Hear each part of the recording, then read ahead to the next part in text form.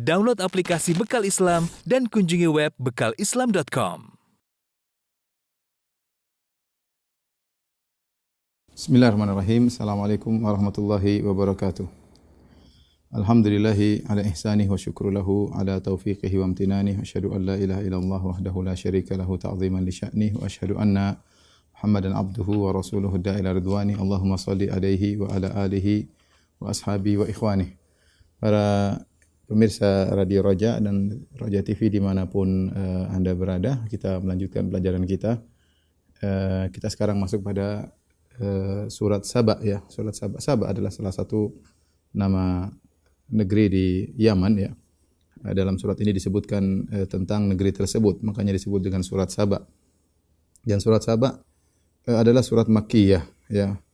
Menurut perkataan seluruh ulama, hanya saja mereka khilaf pada satu ayat saja, yaitu pada ayat yang ke-6, wa yaral ladzina utul ilm, dan orang-orang yang diberikan ilmu berpendapat dan seterusnya ayat tersebut, yaitu ayat ke-6.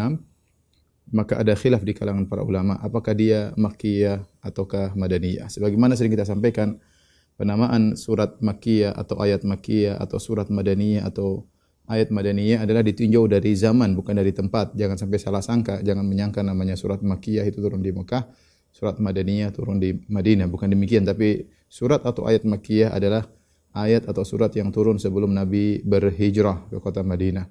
Adapun surat atau ayat Madaniyah adalah surat dan ayat yang turun setelah Nabi berhijrah ke kota Madinah. Yang jadi patokan adalah setelah hijrah ya, setelah hijrah Nabi ke kota Madinah. Bisa jadi ayat turun di Mekah seperti firman Allah Subhanahu wa taala, "Yauma akmaltu lakum dinakum wa atmamtu 'alaikum ni'mati wa raditu lakumul Islam madina." Ayat tersebut dari surat Al-Maidah turun ketika Nabi sedang berhaji wada di Mekah, tapi dia adalah ayat Madaniyah. Kenapa? Karena dia turun setelah Nabi berhijrah, bahkan turun menjelang wafatnya Nabi sallallahu alaihi wasallam ya. Jadi yang jadi patokan Makkiyah atau Madinah adalah ditinjau dari sisi waktu. Semua yang turun sebelum hijrah disebut dengan ayat atau surat Makkiyah, dan semua yang turun setelah Nabi berhijrah namanya ayat atau surat Madaniyah. Dan hukum asal suatu surat kalau Madaniyah berarti dia Madaniyah seluruhnya. Kecuali ada dalil yang menunjukkan sebagian ayatnya Makkiyah. Demikian juga seperti dalam surat Saba ini para ulama sepakat dia adalah Makkiyah. Ya, kecuali satu ayat. Satu ayat itu wa yaral ladzina utul ilm ya. Apakah dia Makkiyah atau Madaniyah? Sebagian ulama berpendapat dia Makkiyah dan ini hukum asal. Dimaksud dengan wa yaral ladzina utul ilm dan orang-orang yang berilmu maksudnya adalah para sahabat Nabi sallallahu alaihi wasallam, dan sebagian ulama memandang bahwasanya yang dimaksud ayat tersebut utul ilm yaitu orang-orang yang masuk Islam di kota Madinah seperti dari ahlul kitab seperti Abdullah ibnu Salam dan yang lainnya. Sehingga mereka memandang ayat ini turun khusus untuk orang-orang Yahudi yang masuk Islam di kota Madinah, sehingga ayat ini Madaniyah ya. Ayat ini Madaniyah, tapi Allah alam bisawab khilaf ini tidak begitu berpengaruh ya. Apakah dia Madaniyah atau Makkiyah, tetap saja tafsirannya tidak mengalami banyak perubahan ya. Taib, kita perlu mengenal Makkiyah dan Madaniyah tidak lain adalah untuk mengenal suasana ayat-ayat tersebut, karena biasanya ayat-ayat atau surat Makkiyah berbicara tentang keimanan, tentang hari akhirat, karena audiens biasanya adalah orang-orang musyrikin Arab yang mereka mengingkari kenabian Nabi Muhammad SAW, dan mereka mengingkari Al-Quran, dan mereka mengingkari hari kebangkitan. Itulah tiga hal yang sering dijadikan topik dalam surat-surat Makkiyah ya. Sebagaimana juga dalam surat Saba disebutkan bagaimana orang-orang musyrikin mereka mengingkari hari kebangkitan. Tapi surat ini dibuka dengan pujian alhamdulillahilladzi lahu ma fis samawati wa ma fil ard wa lahul hamdu fil akhirati wa huwal hakimul khabir ya. Kita catat karena tafsirnya sangat indah berkaitan dengan ayat ini. Allah Subhanahu wa taala membuka ayatnya alhamdulillah. Di sini Allah memuji dirinya sendiri. Segala puji atau segala pujian hanya milik Allah ya. Segala pujian hanya milik Allah. Ini sudah sering kita sampaikan ya. Di sini ada alif lam ya. Ini adalah lil istighraq. Ya.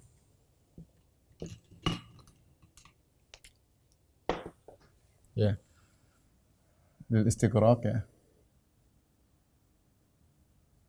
Itu maksudnya semua jenis pujian ya. Kemudian lillah, alif lam di sini lil istihqaq ya. Yaitu hanya Allah yang berhak, yaitu segala jenis pujian hanya milik Allah ya, hanya bagi Allah atau milik Allah. Ya. Oleh karenanya kalau kita perhatikan bahwasanya Allah Subhanahu wa taala memuji dirinya dalam banyak perkara ya.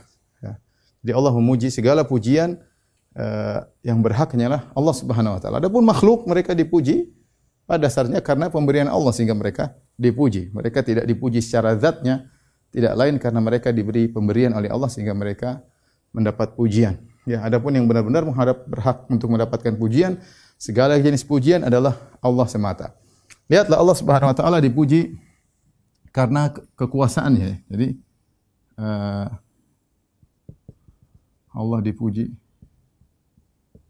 karena kerajaannya ya, yang meliputi segalanya ya. Seperti dalam ayat ini, alhamdulillahi lahu ma fis samawati ma fil ard. Segala puji bagi Allah, semua yang milik Dialah, semua yang di langit dan di bumi. Seperti dalam surat Saba ya. Saba ayat 1 ya. Kemudian juga misalnya Allah dipuji karena perbuatannya. Yaitu Allah memuji dirinya ya, Allah memuji diri perbuatannya ya. Contoh seperti dalam surat Al-An'am ya. Alhamdulillahilladzi khalaqas samawati wal ard wa ja'ala adh-dhulumati wan nur. Ya, di sini Allah mengatakan segala puji bagi Allah yang menciptakan. Ini antara perbuatan Allah menciptakan. Allah memuji dirinya karena telah menciptakan. Kemudian juga Allah memuji dirinya ya. Allah dipuji karena syariat yang diturunkan. Yang Ia turunkan. Ya, seperti dalam surat Al-Kahfi, alhamdulillahilladzi anzala ala abdihi kitaba wa lam yaj'al lahu iwaja. Segala puji bagi Allah yang telah menurunkan bagi hambanya, menurunkan Al-Quran. Yaitu Al-Quran dengan syariatnya. Ya. Kemudian Allah dipuji karena segala keputusannya. Ya.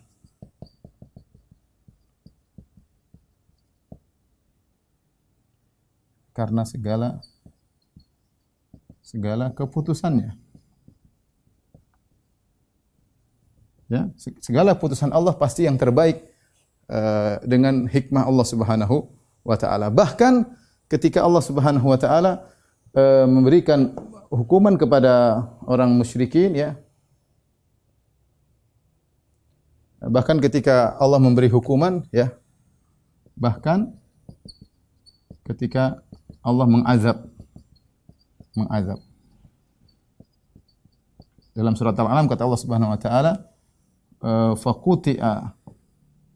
faquti'a dabirul qaumil ladzina zalamu.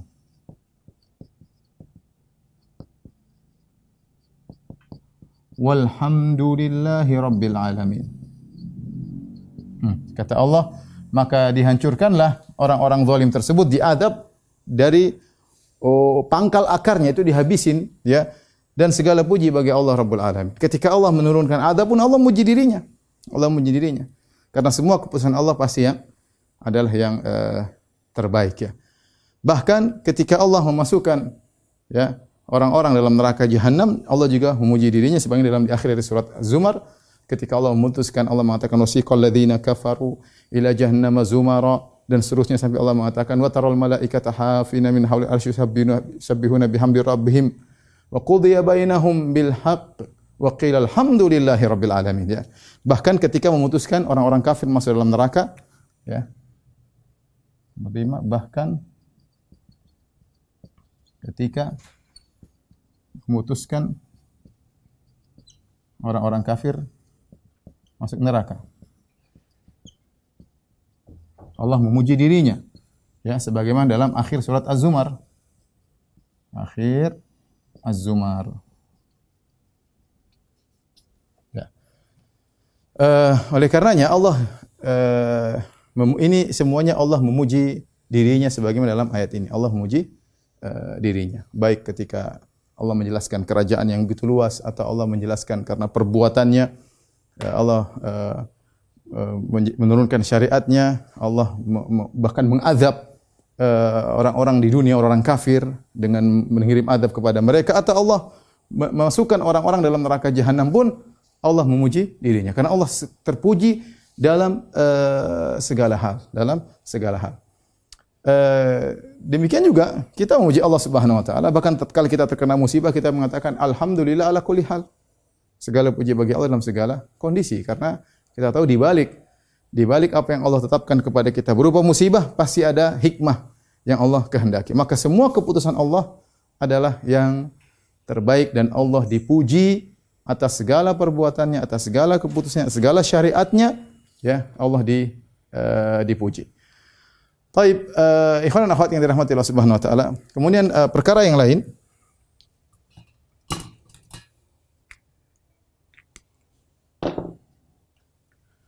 Allah dipuji, ya,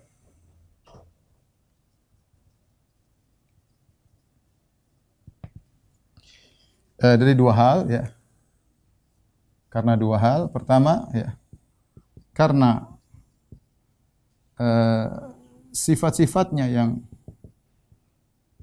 yang termulia, ya, kita memuji Allah Subhanahu wa taala, sifat termulia, Dia adalah maha dalam segalanya, ya. Allah adalah maha dalam segalanya, dalam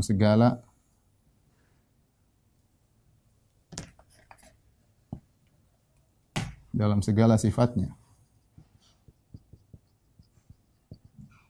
Kemudian juga Allah dipuji kedua, ya, karena kebaikannya kepada makhluknya, kepada makhluk-makhluknya. Ya. Kita sering memuji Allah Subhanahu wa taala dari sisi ini. Ya, kita sering memuji Allah dari sisi ini. Kita sering memuji Allah ketika dapat nikmat, kita alhamdulillah. Sebenarnya Allah dipuji bukan cuma dari sisi ketika Allah memberikan kita nikmat, tetapi Allah Subhanahu wa taala dipuji karena sifat-sifatnya begitu indah, juga Dia berhak untuk dipuji. Kita lanjutkan. Allah mengatakan alhamdulillahilladzi, segala puji hanyalah milik Allah, hanya Allah yang berhak mendapatkan pujian secara sungguhnya. Kita sudah sebutkan tadi alif lam lil istiqraq atau lil jins, segala lil istiqraq atau lil jins, ya, boleh dua-duanya, ya. Jenis pujian hanyalah berhak untuk Allah Subhanahu wa taala, yang memiliki ma fis samawati ma fil ard. Ma di sini adalah isim mausul, memberikan faedah keumuman. Isim mausul, ya, memberikan, itu artinya seluruh apa yang ada di langit dan apa yang ada di bumi. Sama, ini juga seluruh. Dan isim mausul memberikan faedah keumuman seperti dalam usul fikih, ya.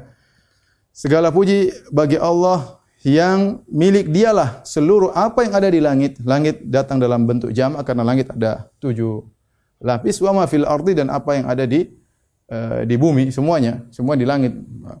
Malaikat, apapun yang di langit semuanya milik Allah, dan ada yang di bumi seluruhnya milik Allah Subhanahu wa taala. Kemudian kata Allah Subhanahu wa taala, perhatikan di sini, walahul hamdu fil akhirah. Baginya pujian di akhirat. Tentu kita tahu Allah bukan cuma dipuji dipuji di akhirat, Allah juga dipuji di dunia. Tapi kenapa Allah mengkhususkan perkataan akhirat di sini? Ya. Kenapa Allah mengkhususkan perkataan akhirat di sini? Ada dua hal sebab ya. Dua sebab kenapa dikhususkan akhirat. Pertama ya. Di dunia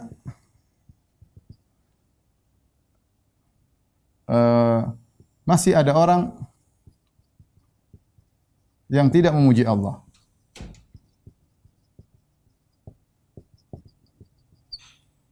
Ya. Adapun di akhirat ya semua memuji Allah ya. Adapun di akhirat semua memuji Allah. Ini sebagaimana dijelaskan oleh Syekh As-Sa'di rahimahullahu taala, bahkan orang-orang yang dimasukkan dalam neraka jahanam dalam hati mereka ada pujian kepada Allah karena mereka tahu bagaimana keadilan Allah Subhanahu wa taala. Ya, ini pertama kenapa di akhirat. Allah dipuji juga akhirat, tapi kita tahu di dunia ada sebagian orang yang mencaci maki Allah, tidak memuji Allah Subhanahu wa taala meskipun Allah terpuji secara zatnya, tapi ada sebagian makhluknya yang tidak memuji Allah. Tapi ketika di akhirat semuanya memuji Allah. Mau yang masuk surga maupun yang masuk neraka jahanam semuanya memuji Allah Subhanahu wa taala. Sehingga walahul hamdu fil akhirah, bagi dia pujian secara khusus di akhirat. Yang kedua, di akhirat pujian semakin tinggi ya. Di akhirat pujian kepada Allah semakin tinggi karena tersingkap rahasia-rahasia. Rahasia-rahasia tersingkap. Ya. Rahasia tersingkap di antaranya seperti nampaklah keadilan Allah Subhanahu wa taala pada hari tersebut. Bagaimana Allah menghisab, bagaimana Allah menyidang. Nampaklah bagaimana rahmat Allah bagi orang-orang yang beriman kepada Allah Subhanahu wa taala. Nampak bagaimana sifat-sifat Allah, bagaimana indahnya wajah Allah Subhanahu wa taala sehingga membuat orang semakin memuji Allah Subhanahu wa taala ya. Inilah kenapa dikhususkan penyebutan baginya pujian di akhirat ya.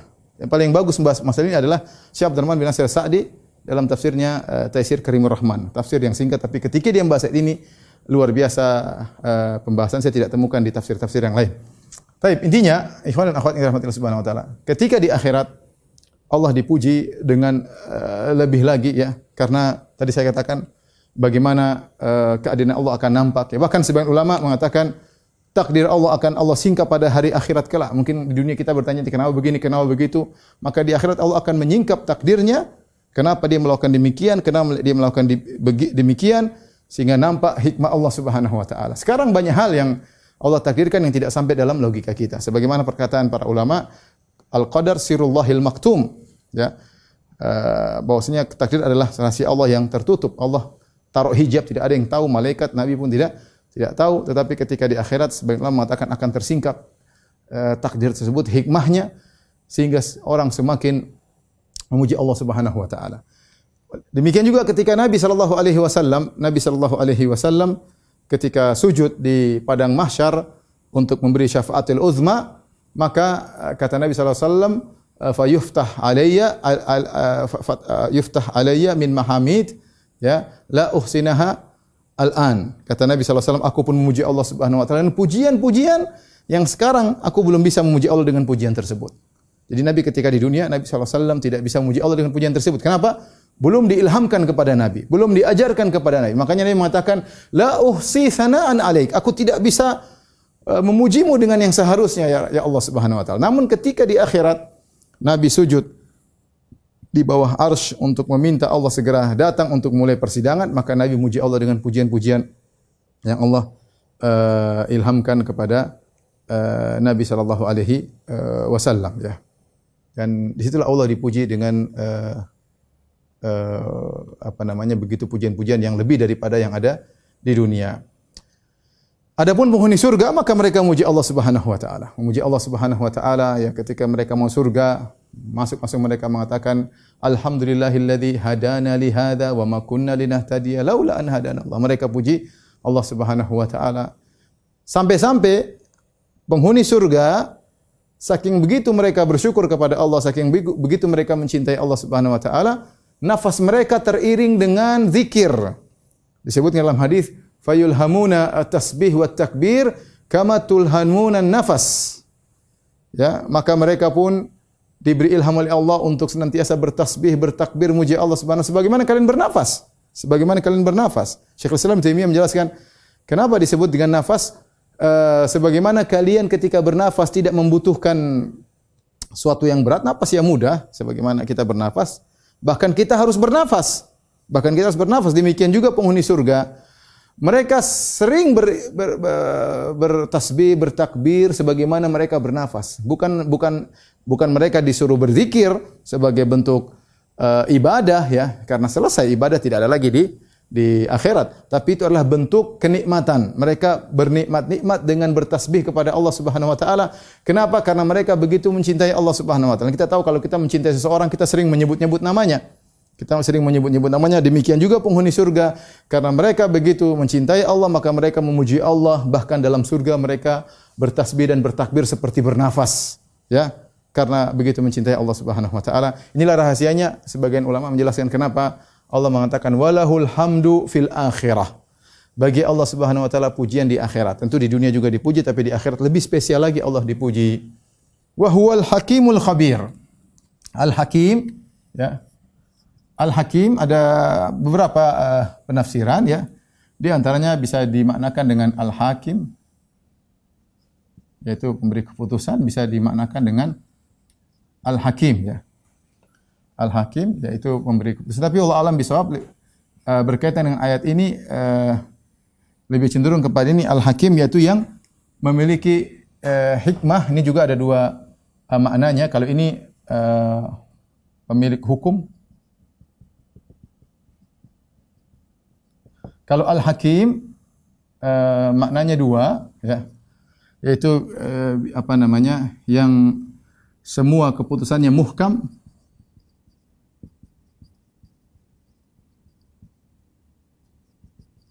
Muhkam itu maksudnya kokoh ya. Kokoh, tidak bisa diganggu-gugat, kokoh, profesional, itu namanya muhkam. Atau dia adalah Dzul Hikmah ya. Dzul Hikmah.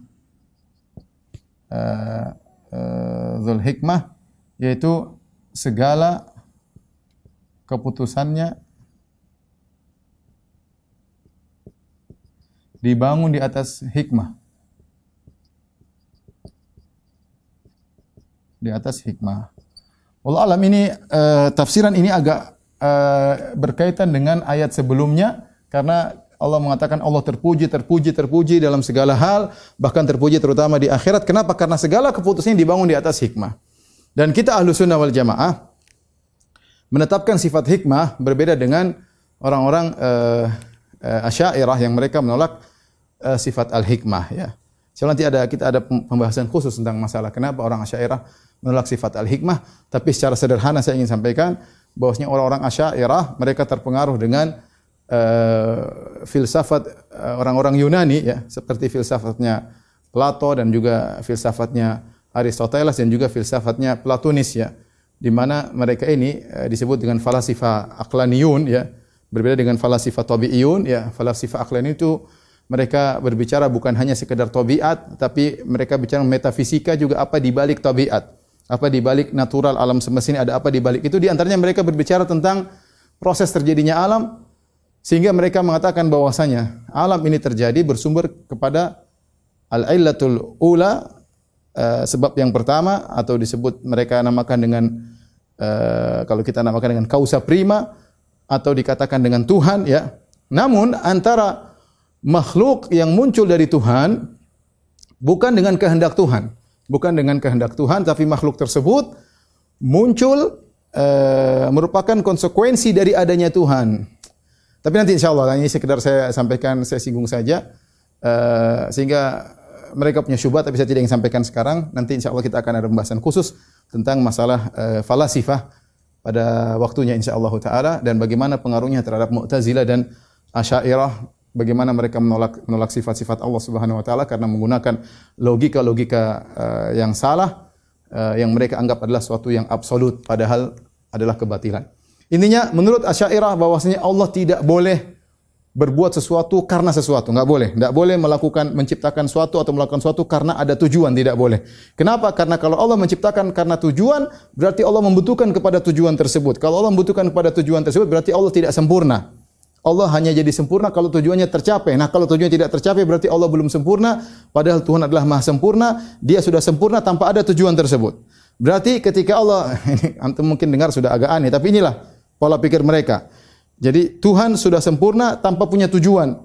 Tuhan sudah sempurna tanpa tujuan, dan ini disebutkan oleh Ar-Razi dalam bukunya Muhasal Afkar dan yang lainnya ya, Al-Arba'in ya, dia sebutkan bahwasanya Tuhan tidak perlu tujuan. Kalau Tuhan melakukan suatu karena tujuan, berarti Tuhan tidak sempurna ketika itu. Syubhat akliyah, syubhat akal. Sehingga mereka bilang Allah melakukan sesuatu tanpa ada hikmah, tanpa ada tujuan. Ini suatu yang aneh bagi kita. Ada orang melakukan suatu tanpa tujuan, orang itu enggak beres, berarti enggak hakim. Kita Ahlussunnah wal Jamaah mengatakan Allah melakukan segala sesuatu karena tujuan. Karena Allah tidak ngawur ketika menciptakan, dan Allah tidak ngawur ketika memutuskan. Semuanya ada tujuannya. Wa ma khalaqtul jinna wal insa illa liya'budun. Tidaklah aku ciptakan jin dan manusia kecuali untuk beribadah kepadaku. Pasti ada tujuannya. Pasti ada tujuannya, pasti ada hikmahnya. Adapun mereka mengatakan Allah melakukan hanya sekedar mahdhul masyiah. Yang penting mahdhul iradah, Allah berkehendak tanpa ada tujuan. Mau Allah, sebagian mereka mengatakan seandainya Allah masukkan nabi ke dalam neraka pun enggak ada masalah bagi Allah, atau sebaliknya memasukkan Fir'aun orang kafir dalam surga juga tidak ada masalah karena Allah tidak ada tujuan. Meskipun tidak terjadi demikian, tapi intinya mereka mengatakan Allah menciptakan suatu tanpa tujuan. Allah menciptakan suatu tanpa tujuan. Ini terpengaruh dengan filsafat Yunani ya. Jadi adapun kita Ahlussunnah wal Jamaah, kita menetapkan bahwasanya Allah Subhanahu wa taala adalah Al-Hakim. Di antaranya maknanya Dzul Hikmah, yaitu Allah tidaklah menciptakan apapun kecuali dengan hikmah. Makanya Allah, karena itu Allah dipuji dalam segala keputusannya. Kaitannya demikian. Karenanya Allah dipuji dalam segala keputusannya. Keputusan ya dan keputusannya. Ya. Allah dipuji karena di balik segala keputusannya pasti ada hikmah. Adapun Al-Khabir, ya, Al-Khabir yaitu lebih spesifik daripada ilmu, yaitu ilmu tentang perkara-perkara yang detail. Kalau kita mau bikin himpunan, maka ini adalah ilmu, di dalamnya adalah atau al-khibrah. Dalamnya ada irisannya. Jadi ilmu umum mencakup segala sesuatu, adapun ilmu tentang perkara detail namanya khabir. Kalau ini namanya al-alim, kalau ini namanya al-khabir. Al-khabir itu ilmu yang detail. Dia adalah bagian daripada sifat ilmu tapi lebih spesifik ya. Artinya Allah ingin jelaskan karena akulah yang telah menciptakan, memiliki segala sesuatu di langit dan di bumi, dan aku melakukannya semua dengan hikmah, maka aku berhak dipuji, dan aku adalah Al-Khabir, aku mengetahui segala ciptaanku dengan detail. Ala ya'lamu man khalaq. Tidakkah Allah mengetahui tentang apa yang diciptakan? Jelas, Allah tahu tentang apa yang diciptakan. Makanya Allah mengatakan, wa ma tasqutu min waraqatin illa ya'lamuha. Tidak ada sesuatu yang jatuh, daun yang jatuh kecuali Allah mengetahuinya. Dan ini tentu bertentangan dengan pendapat falasifah seperti Ibnu Sina dan yang lain yang mengatakan Allah hanya mengetahui ilmu secara global. Pembahasannya sudah kita pernah bahas dalam akidah wasithiyah. Insyaallah nanti kita ulang lagi pada kesempatan yang lain. Baik. Kita lanjutkan. Allah Subhanahu wa taala berfirman setelah itu ayat yang kedua, ya'lamu ma yaliju fil ardi wa ma yakhruju minha. Dialah Allah Subhanahu wa taala yang mengetahui apa yang masuk ke dalam bumi. Wa ma yakhruju minha, apa yang keluar dari bumi. Wa ma yanzilu minas sama, dan Allah juga mengetahui apa yang turun dari langit. Wa ma ya'ruju fiha, dan Allah mengetahui apa yang masuk naik ke langit. Wa huwar rahimul ghafur, dan Dia adalah Maha Penyayang lagi Maha Pengampun. Ini di antara bukti bahwasanya Allah adalah Al-Khabir, yaitu Allah mengetahui segala sesuatu dengan detail, ya. Makanya Allah jelaskan di antara kedetailan ilmu Allah Subhanahu wa taala, Allah mengetahui apa yang masuk ke bumi, dan kita tahu yang masuk ke bumi banyak ya. Seperti hujan yang jatuh masuk ke bumi, seperti hewan-hewan yang masuk ke dalam bumi, serangga-serangga. Ya, binatang-binatang yang punya rumah dalam tanah misalnya. Demikian juga Allah tahu segala biji-bijian yang masuk ke dalam bumi. Allah tahu secara detail. Ya. Secara detail Allah tahu, ya. Kemudian juga apa yang ditanam dalam bumi, ya. Berbagai macam harta karun atau kekayaan dalam bumi Allah tahu secara detail. Karena Dia yang menciptakan seluruhnya. Kaidah jelas, ala ya'lamu man khalaq. Bukankah yang menciptakan tahu tentang yang Dia ciptakan. Itu jelas, ya. Logika sangat logis, ya. Allah yang ciptakan Allah tahu detail-detailnya karena Allah yang ciptakan secara detail. Allah ciptakan kita dengan detail. Allah ciptakan kita dengan saraf-saraf semua, Allah tahu semuanya. Ya. Allah ciptakan kita dengan urat nadi, dengan urat ini, dengan saraf ini, dengan detailnya. Kita bayangkan bagaimana pencipta kita ini. Ya.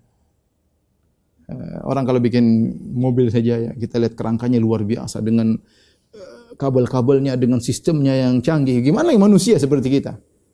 Yang bicara saraf mata saja ada yang mengatakan jutaan saraf di mata, ada yang banyak sekali saraf ini. Yang kalau satu aja putus kita mungkin tidak bisa melihat sesuatu. Sampai ada yang mungkin pandangannya tidak normal karena ada salah satu saraf yang tidak berfungsi, ya. Belum berkaitan dengan otak kita, bagaimana Allah ciptakannya. Dan Allah tahu detail seluruhnya. Kromosom-kromosom dalam diri kita pun Allah tahu. Karena kita ini ciptaan Allah Subhanahu wa taala, ya. Apalagi cuma daun yang jatuh. Allah tahu, ya. Allah tahu. Oleh karenanya Allah tahu secara detail segala makhluknya, ya. Kemudian kata Allah Subhanahu wa taala, "Wa ma yanzilu minas sama." Dan Allah juga tahu wa ma yakhruju minha, dan apa yang keluar dari tanah. Dan kita tahu yang keluar dari tanah misalnya hewan, ada yang keluar dari tanah, tumbuhan dengan berbagai model yang keluar dari tanah, yang tumbuh-tumbuh di atas tanah, banyak sekali, ya. Itu semuanya Allah tahu. Dan ingat semua di sini ma adalah isim mausul mencakup segala sesuatu. Kemudian wa ma yanzilu minas sama, dan Allah juga tahu apa yang turun dari langit. Allah juga tahu apa yang turun dari langit, ya. Window, tolong dihapus.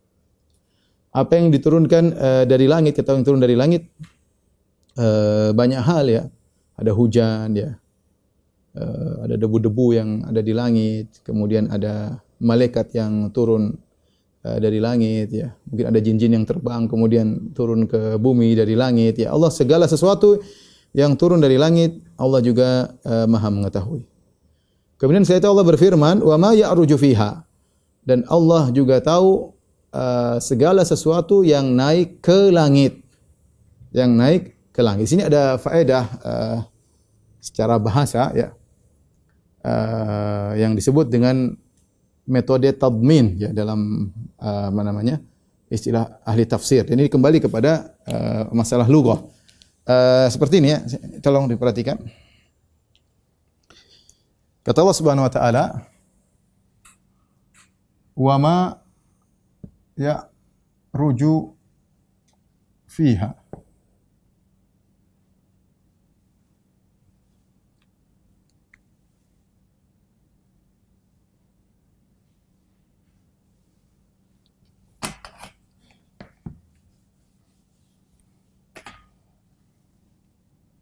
Ma ya'ruju fiha, ya. Fiha maksudnya ke langit, dan apa yang naik ke langit, ya. Apa yang naik ke langit, ya. Secara bahasa seharusnya fi ini diganti dengan ila harusnya. Yaitu apa yang naik ke arah langit, Tapi kenapa Allah menggunakan kata fi? Fi maksudnya masuk sebenarnya. Tapi kenapa digunakan kata ilah, ya? Maka dalam hal ini ada dua metode, ada khilaf di kalangan dua metode.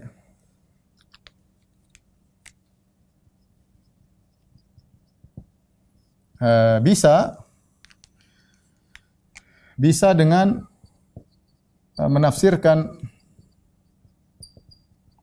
huruf tersebut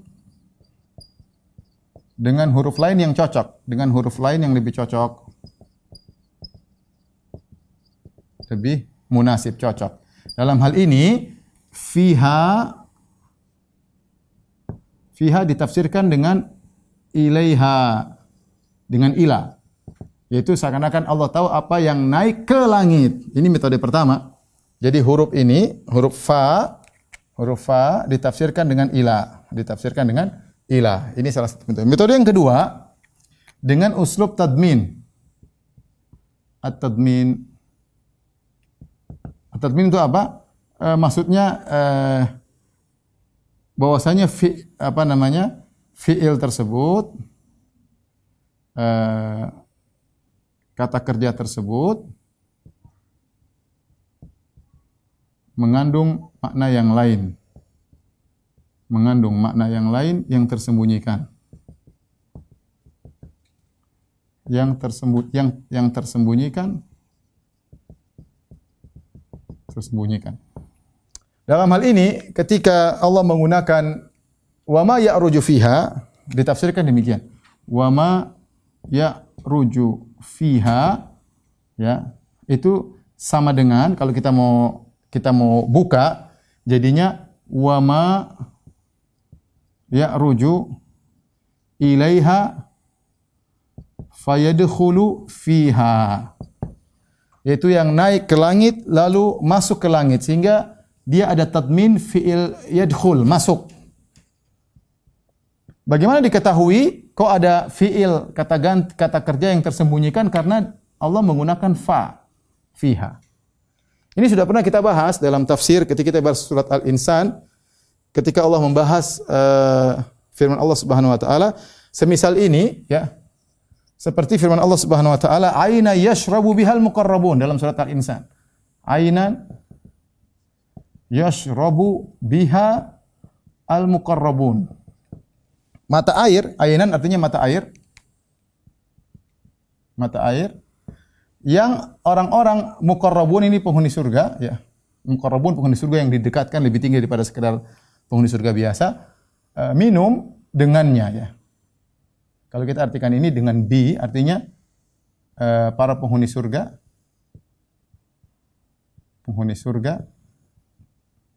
minum dengan mata air. Ya, perhatikan, para penghuni surga minum dengan mata air. Ya.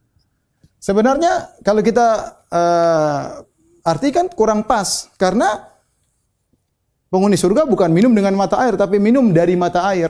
Mereka ambil air dari mata air, mereka minum. Aina yashrabun. Kalau minum dengan gelas, oke. Dengan gelas, dengan cangkir. Kalau dikatakan minum dengan mata air, tidak pas. Oleh karenanya, sama cara menafsirkannya. Ada yang menafsirkan dengan bi, diartikan min, yaitu minum dari mata air. Ada yang mengatakan uslub tadmin. Uslub tadmin itu ada kata kerja lain yang terkandung di dalam kata kerja ini. Karena yashrabu harusnya min, pakai ba, berarti ada suatu kata kerja di balik itu. Disebutkan oleh para tafsir. Maka kalau kita mau buka, jadi yashrabu ainan yashrabu biha. Itu sama dengan ya ainan ya yashrabu minha, kemudian plus wa yataladzadzu biha ya. Ada kata kerja yataladzadzu ya. Yataladzadzu yaitu bernikmat-nikmat dengan mata air tersebut ya. Kenapa Allah tidak menggunakan ainan yashrabu minha ya, agar tidak disangka bahwasanya mereka minum karena kehausan. Kalau cuma dikatakan penghuni surga minum dari mata air, disangka mereka haus, padahal mereka tidak haus. Ahlu surga, penghuni surga tidak ada yang haus ya. Kalau dikatakan hanya minum ya, maka seakan-akan tidak ada kelezatan. Maka Allah menggunakan aina yashrabu biha al-muqarrabun, sehingga dengan satu kata ini mengandung dua makna, yaitu penghuni surga minum dari mata air dan mereka berlezat-lezat, dan berlezat-lezatnya bukan cuma memandang tapi dengan minum. Tapi mereka minum tersebut bukan karena haus ya. Saya ulangi, seandainya dikatakan yashrabu minha, mereka minum dari mata air, seakan-akan mereka haus. Ya. Tapi kalau dikatakan yataladzadzu biha, mereka berlezat-lezat, seakan-akan dengan mata air, seakan-akan belum tentu minum, cuma ngelihat sudah berlezat-lezat. Maka Allah menggunakan yashrabu biha sehingga mengandung dua makna, yaitu mereka minum bukan karena haus dan mereka berlezat-lezat dengan meminumnya, bukan cuma memandangnya. Ini contoh namanya uslub tadmin. Kita praktekkan pada ayat ini. Jadi, wa ma ya'ruju fiha artinya Allah mengetahui apa yang naik ke langit, ya, ilaiha, dan Allah kemudian fayadkhulu fiha, kemudian masuk di langit tersebut. Yaitu ketika ruh naik, ketika malaikat naik, mereka masuk dalam langit tersebut. Ini sekedar faedah bahasa. Kemudian Allah Subhanahu wa taala berfirman, "Wa huwa ar-rahimul ghafur," dan dialah Allah Subhanahu wa taala yang Maha pengasih lagi Maha pemaaf, ya. Artinya Allah ingin menjelaskan bahwasanya semua yang Allah ciptakan ini dengan berbagai kesibukan dunia, dengan berbagai makhluk-makhluknya, dengan langitnya, dengan buminya, dengan yang naik, dengan yang masuk, dengan yang keluar, semuanya ini dibangun di atas rahmat Allah Subhanahu wa taala. Makanya Rabbana wasi'ta kulla syai'in rahmatan wa ilma. Malaikat berkata, Rabbana wasi'ta kulla syai'in rahmatan wa ilma. Ya Rabb kami, sungguhnya ilmumu dan rahmatmu meliputi segala sesuatu. Ini adalah min athari rahmatillah. Apa yang kita lihat di muka bumi ini dengan berbagai macam kondisi adalah dari rahmat Allah Subhanahu wa taala. Tapi Allah juga mengatakan Allah adalah Al-Ghafur, yang Maha pengampun, ya. Jika hamba-hamba Allah Subhanahu wa taala melakukan kesalahan, ya, karena berbagai macam hal, maka jika mereka minta maaf, Allah akan mengampuni dosa-dosa mereka. Taib, kita lanjutkan. Wa qala alladziina kafaru la ta'tina as-saa'ah. Berkata orang kafir, tidak akan kami didatangi oleh hari kiamat. Hari kiamat tidak ada. Orang kafir sebagaimana kita jelaskan. Ini di antara dalil bahwasanya surat Saba ini adalah surat Makkiyah. Kenapa? Karena membantah orang-orang musyrikin, audiensnya adalah orang musyrikin yang menolak hari kebangkitan. Dan saya sering sampaikan, surat Makkiyah itu nuansanya seperti itu. Audiensnya adalah orang-orang musyrikin Arab, mereka mengingkari kenabian Muhammad SAW, mereka mengingkari Al-Quran, bahwasanya Al-Quran adalah firman Allah yang diturunkan kepada Nabi Muhammad SAW. Yang ketiga, mereka mengingkari hari kiamat. Dan mereka dalam banyak ayat, mereka mengingkari hari kiamat. Mereka berkata, la ta'tina sa'at, tidak akan datang hari kiamat kepada kami. Kenapa mereka mengatakan demikian? Karena mereka menggunakan logika mereka. Mereka mengakui, orang musyrikin macam-macam, ya. Ada dahriyin. Dahriyin itu tidak percaya kepada Tuhan. Ya, tapi ini mereka percaya kepada Allah. Cuma mereka mengingkari hari kiamat. Kenapa mereka mengingkari? Karena logika mereka tidak nyambung. Kata mereka, man yuhyil 'idhama wa hiya ramim. Ya. Idza kunna 'idhaman wa rufatan, inna mab'utsuna khalqan jadida. Ya, ini siapa yang bisa mengembalikan lagi tulang belulang yang sudah hancur, lebur, sudah dingin, sudah hancur jadi tanah? Gimana mau dibangkitkan? Mereka lihat enggak mungkin. Qala man yuhyil 'idhama wa hiya ramim. Ya. Ya. Mereka juga berkata, kalau idza kunna 'idhaman wa rufatan, kalau kami sudah jadi tulang belulang, sudah menjadi tanah, inna laba'utsuna khalqan jadida, kami dibangkitkan lagi menjadi makhluk yang baru, dibangkitkan lagi. Mustahil, kata mereka. Ya, mustahil, ya. Oleh karenanya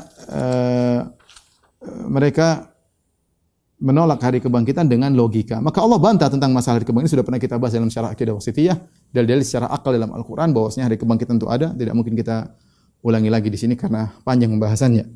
Maka Allah suruh Nabi sallallahu alaihi wasallam bantah. Qul bala wa rabbi la ta'tiyannakum alimil ghaib. Katakanlah wahai Muhammad, bala, justru sebaliknya. Hari kiamat akan menimpa kalian, tidak seperti yang kalian sangkakan. Hari kiamat akan mendatangi kalian. La ta'tiyannakum. Sungguh-sungguh benar-benar hari kiamat akan tiba kepada kalian. Alimil ghaib. Allah Subhanahu wa taala, ya Rabbi tadi adalah memiliki sifat yang mengetahui hal yang gaib, ya. La ya'zubu anhu mithqalu dzarratin fis samawati wala fil ardi. Tidak ada suatu pun yang luput, yang gaib dari Allah Subhanahu wa taala, meskipun seberat zarrah, yaitu semut yang kecil yang ada di langit, maupun yang ada sekecil apapun yang ada di langit, yang ada di bumi, wala asghar min dzalik, atau yang lebih kecil daripada itu, wala akbar, ataupun yang lebih besar daripada itu, illa fi kitabim mubin, kecuali semua sudah tercatat dalam kitabim mubin, dalam Lauhil Mahfuz.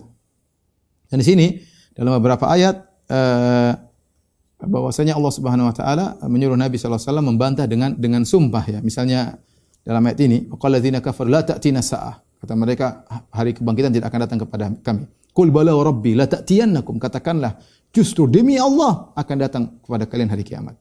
Ya. Za'amal ladzina kafaru alla yub'atsu. Qul bala wa rabbi la tub'atsunna tsumma la tunabba'unna bima amiltum. Ya. Mereka berkata, za'amal ladzina kafaru, orang-orang kafir mengatakan, menyangka mereka tidak akan dibangkitkan. Qul bala wa rabbi latuba'atsunna tsumma latunabba'unna. Katakanlah, demi Allah, demi Rabbku, sungguhnya kalian akan dibangkitkan dan akan dikabarkan tentang amalan kalian. Dalam surat Yunus juga, wa yastambi'una ahaqqun hu, ya. Qul i wa rabbi, ya. Innahu lahaq, ya. Mereka bertanya, kapan tiba hari kiamat? Katakanlah, demi Allah, bahwasanya hari kiamat itu akan tiba, ya. Jadi Nabi menjawab dengan sumpah juga untuk menekankan bahwasanya hari kiamat itu benar-benar terjadi. Bukan hanya persangkaan, benar-benar akan mendatangi kalian dan akan bangkitkan kalian dan akan kalian diminta pertanggungjawaban, akan dipaparkan segala amalan yang pernah kalian lakukan dan akan dipaparkan kepada kalian. Kemudian di antara sifat Allah alimul ghaib, Allah mengetahui yang gaib. Jadi ini berkaitan dengan masa depan hari kiamat. Di antara ilmu gaib Allah Subhanahu wa taala yang tidak ada yang mengetahui kecuali Allah Subhanahu wa taala. Ilmu gaib ada yang nisbi dan ada yang mutlak. Yang nisbi artinya sebagian orang mungkin tahu, sebagian orang tidak tahu. Misalnya saya di sini, apa yang terjadi di luar negeri saya tidak tahu karena saya tidak hadir di sana. Bagi saya gaib, tapi bagi orang di sana tidak gaib. Ya, itu contohnya. Atau misalnya kejadian 1000 tahun lalu. 1000 tahun lalu saya tidak tahu, tapi orang hidup di 1000 tahun lalu dia tahu. Jadi gaibnya nisbi. Ada sebagian tahu, sebagian tidak tahu. Bagi saya yang terjadi 1000 tahun lalu adalah gaib, tapi bagi orang yang hidup di zaman 1000 tahun lalu itu tidak gaib. Adapun yang gaib mutlak, tidak ada yang tahu kecuali Allah, hanyalah masa depan. Di antaranya ada masalah masa depan, itu gaib mutlak. Tidak ada yang tahu kecuali Allah Subhanahu wa taala. Ya, terkadang Allah kasih tahu kepada sebagian rasulnya, malaikat dan juga kepada nabi, tapi itu hanya sebagian kecil daripada hal gaib, ya.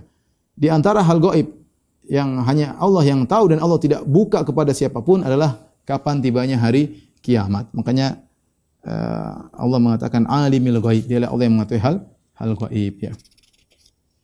La ya'zubu anhu mithqalu dzarrah, tidak ada pun yang luput dari Allah Subhanahu wa taala.